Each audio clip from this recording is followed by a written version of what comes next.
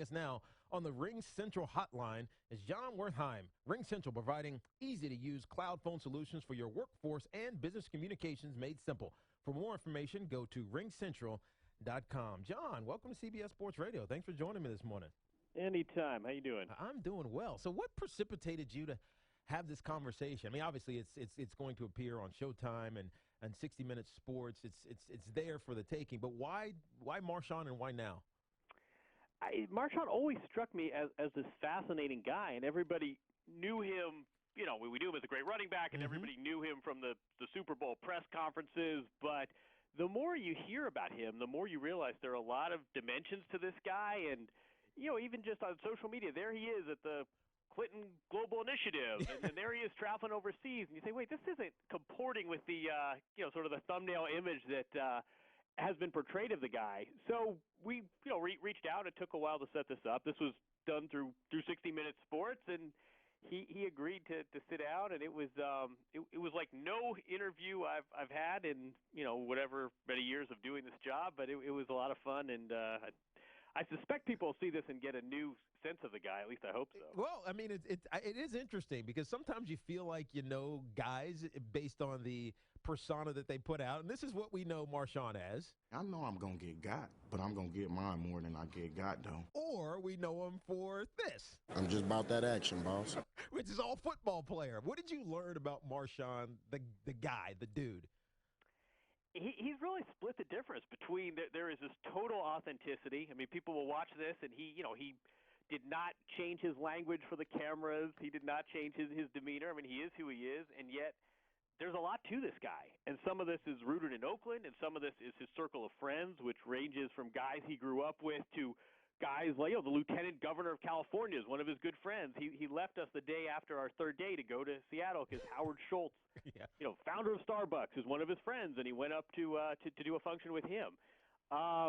There's a lot going on there, and he's managed to do it without sort of shortchanging who he is. I mean, I really admire. He really has and I think this will come out in the piece. I mean, he's really he's kind of kept his roots, kept his authenticity. I mean, he basically said, look, I didn't live in Seattle or Buffalo. I stayed in Oakland. Those were almost like business trips. Yeah. No, that but he's still in the town where he grew up, still the same group of friends, but has really branched out, and his interests politically, his interests financially. There's a lot to this guy that doesn't always come out during his 9-10-year NFL career. Well, that piece will air tonight at 9 p.m. Eastern on Showtime, 60 Minutes Sports. We're talking to Jon Wertheim here from 60 Minutes and Showtime and Sports Illustrated. Well, you pressed him on whether or not he was actually going to retire or not, and we have the clip here. I'm retired.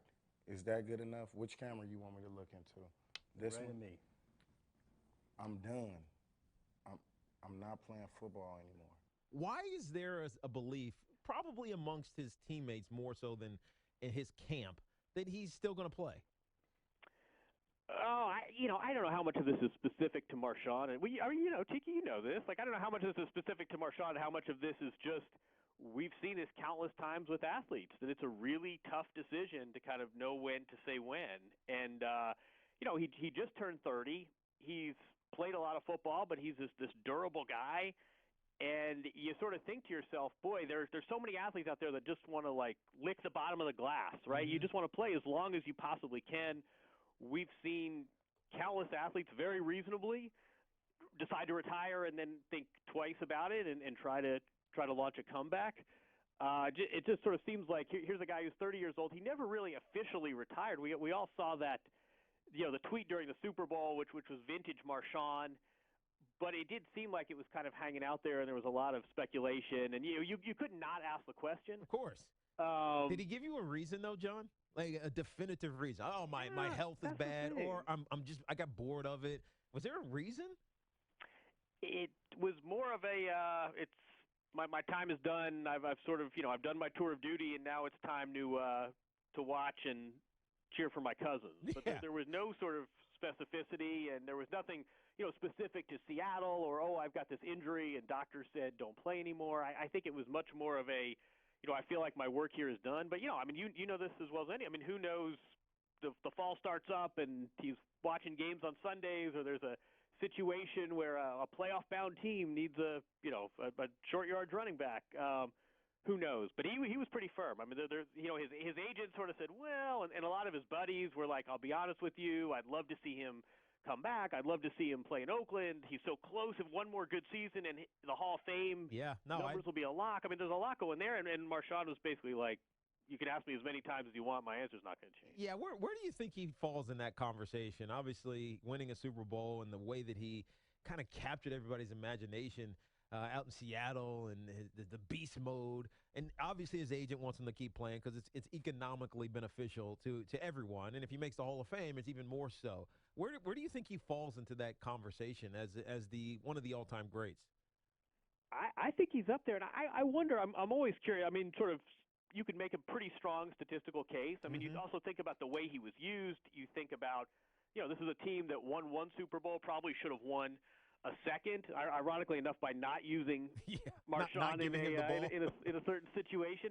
I also wonder how much some of these other factors will, and I think ultimately will help his case, that this was a really charismatic and unique. I mean, I'm reading all these Ali tributes, and I'm not, I don't want to necessarily liken Marshawn Lynch to Muhammad Ali, but what you realize is that charisma and persona and authenticity really matter when we take the measure of someone's career. Yeah, no, it's true. You see it a lot. We're talking to Jon Wertheim here from CBS, from 60 Minutes and Showtime and Sports Illustrated. John, let me shift gears real quick because I know you cover tennis as well. We just saw Novak Djokovic win the career slam. He won the French.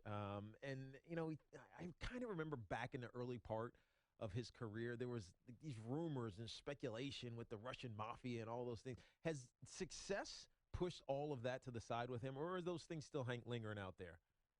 No, I think what the great misfortune of Djokovic is that he followed Federer and Nadal, who had these terrific rivalry, and they were these exquisite players and this real study in contrast. And here comes this third guy, and he's from Serbia, so everyone could relate to, Roger Federer from Switzerland, and his English is perfect, and it's the Swiss timepiece. And Nadal came from Spain, and everybody said, oh, yeah, I know Spain. My wife went to Mallorca for vacation. We love Barcelona. And Djokovic came from Serbia, and people weren't quite sure what to make of him, and they weren't quite sure what to make of his heritage. And I think it took a while before he was seen as this legitimate, third wheel, and not just kind of the ankle biter who was sort of late to the party. I think people have really warmed to him, and I think what happened, you mentioned he won the French Open, which is the career slam. He's now won all four of them.